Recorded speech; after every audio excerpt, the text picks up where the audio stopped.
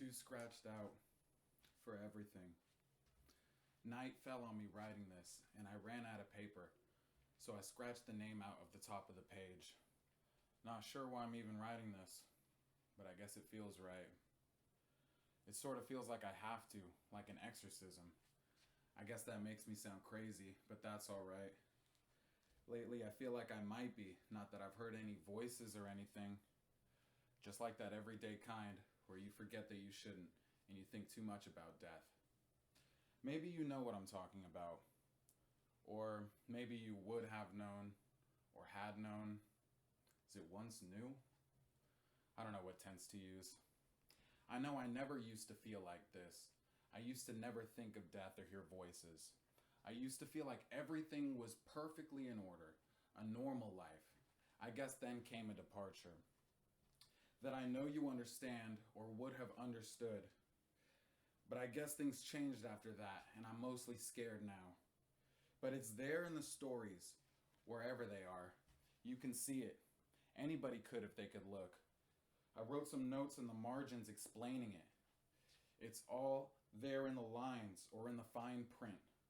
First, the feeling of abandonment, then trying to cope, then death and hope, and the thing itself waiting for me.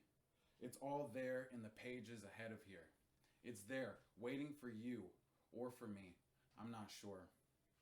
The whole story. When death comes, I hope they remember our story, because it was one of passion and honest mistakes. Always learning, always loving. The angry times seem distant and pointless now. Justified at the time, but now a deep regret has taken place. For that time was wasted, when our bodies are old and hardened by time.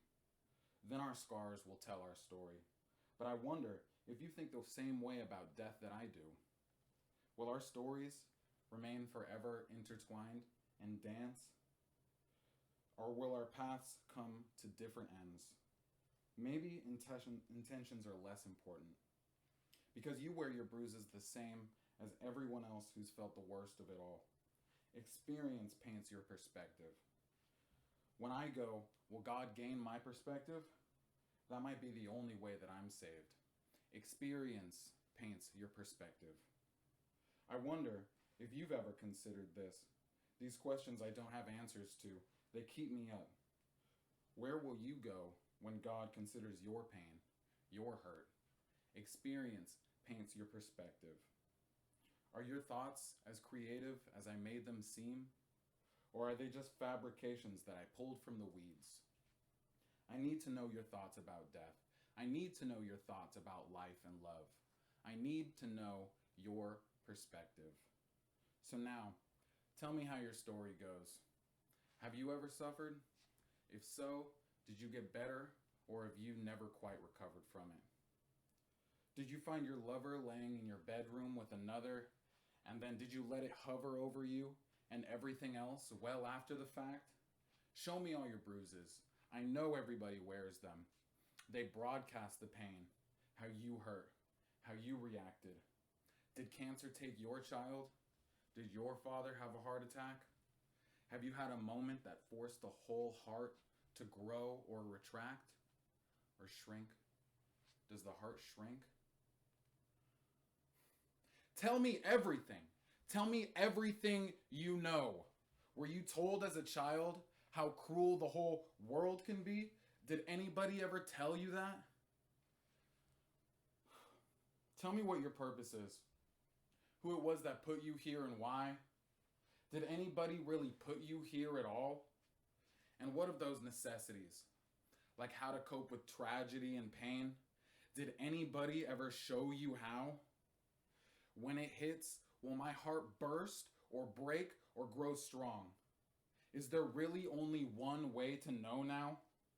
I'm not sure if I'm ready yet to find out the hard way, how strong I am, what I'm made of. I'm not sure if I'm ready yet to walk through the fire. I'm not sure if I can handle that. And how long does it take?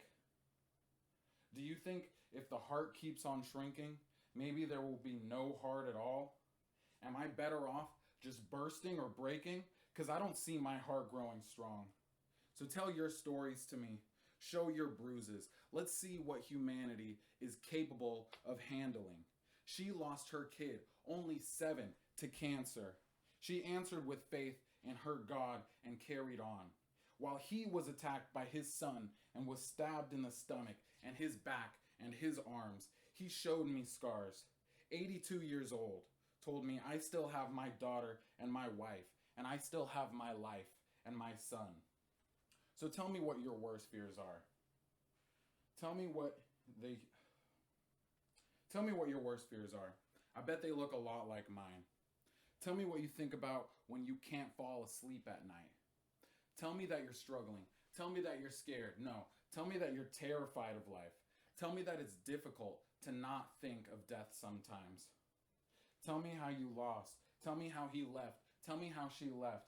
Tell me how you lost everything that you had. Tell me it ain't ever coming back. Tell me about God.